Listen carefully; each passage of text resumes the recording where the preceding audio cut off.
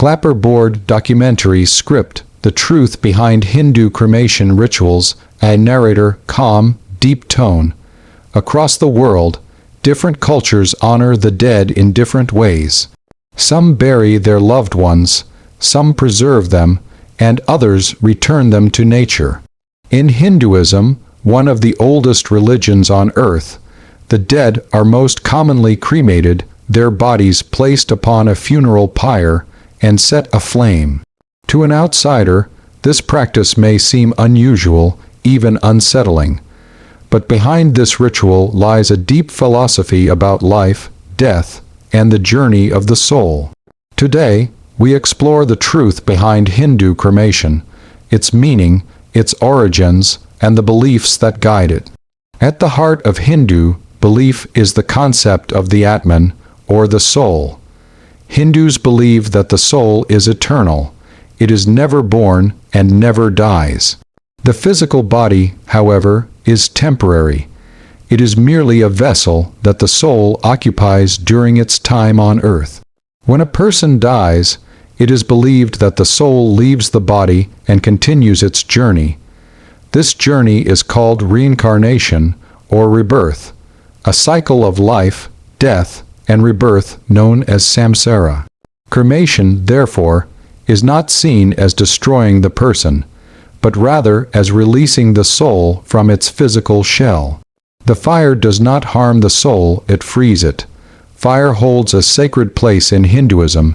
It is considered pure, powerful, and divine. In Hindu rituals, fire is often used as a medium between humans and the divine.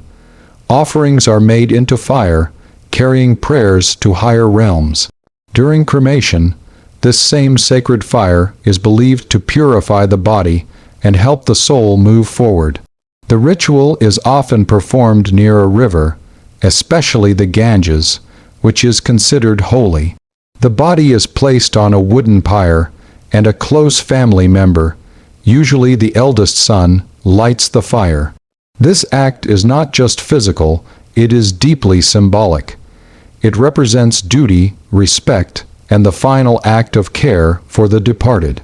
According to Hindu philosophy, the human body is made of 5 basic elements: earth, water, fire, air, and ether.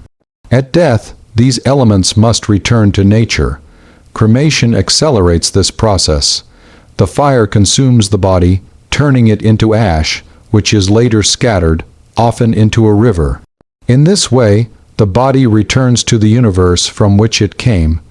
This belief reflects a deep connection with nature, a cycle where nothing is truly lost, only transformed.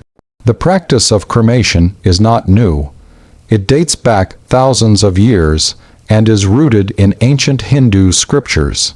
These texts describe funeral rites and emphasize the importance of proper last rituals to ensure the peaceful journey of the soul. For Hindus, these rituals are not optional, they are sacred duties. Failing to perform these rites correctly is believed to disturb the soul's journey, while proper rituals bring peace and liberation. While cremation is the most common practice, there are exceptions. Young children, for example, are often buried instead of cremated.